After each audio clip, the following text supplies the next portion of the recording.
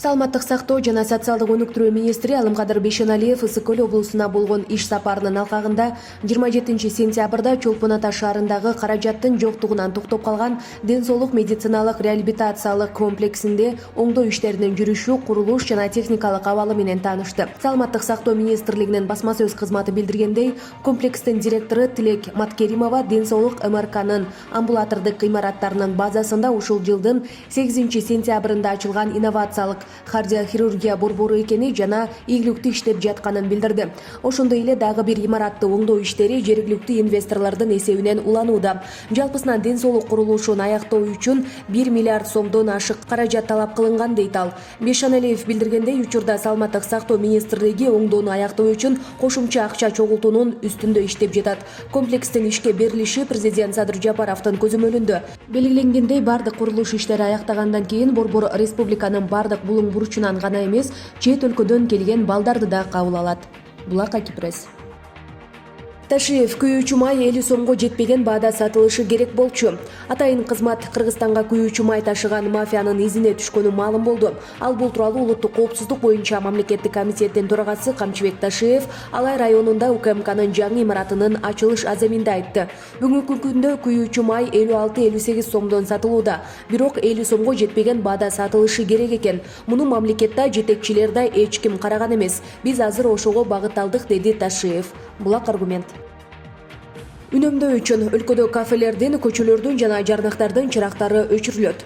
Өлкөдө сейил бактардын, кафе, ресторандардын, көчөлөрдүн жана жарнактардын чырактары өчүрүлөт. Бул тууралуу улуттук энергетикалык холдинг ишканасынын басма сөз кызматынан билдиришти. Ага ылайык мындай чечим электр энергиясын сарамжалдуу пайдалануу максатында кабыл алынган. Мындай өчүрүүлөр токтогул суу сактагычындагы суу ресурстарын натыйжалуу пайдалануу жана келе жаткан күз-кыш мезгилинде электр энергиясын үнөмдөө максатында деп билдиришти мекемеден. Булак Суперкейджи.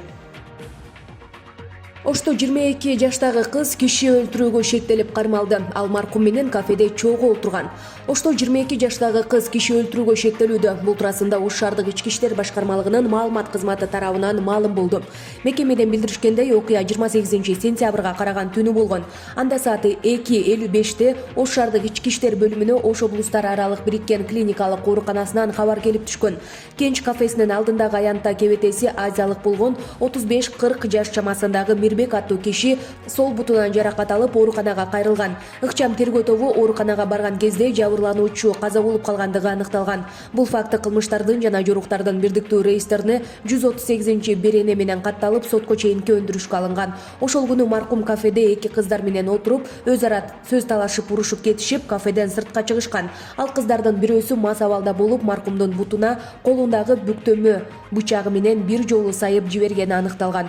Жүргүзүлгөн ыкчам иш-чаралардын натыйжасында кылмышка шектүү катары Кара Суу районунун 1999-жылы туулган тургуну кармалып, убактылуу кармоочу жайга киргизилди, дешти мекемеден. Булак Суперкейджи.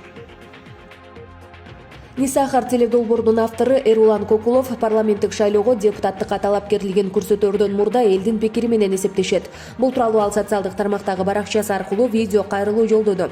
Анын айтымында, Нисахар долбоорун тарткан 3 жыл ичинде элдин тамак аш коопсуздугуна көп көңүл бурулбай, эл таштанды жеп жатканын айтып, тынчсызданды. Мындан улам депутат болуудагы ыйгарым укугунан пайдаланып, көйгөйдү жеринен чечүүгө өбөлгө түзүлөт, дейт ал. Нисахар теледолбоору 2018-жылдан бери эфирге чыгып келет. Көрсөтүүнүн автору Эрулан Кокулов борбор каладагы ири соода борборлору менен тест татым жайларынын санитардык абалын чагылдырып берет. Анда журналист тигил же бул товар кандай сакталып жатканын, имараттын ичинин тазалыгы тууралуу баяндап көрсөтөт. Булак Зум Кейджи.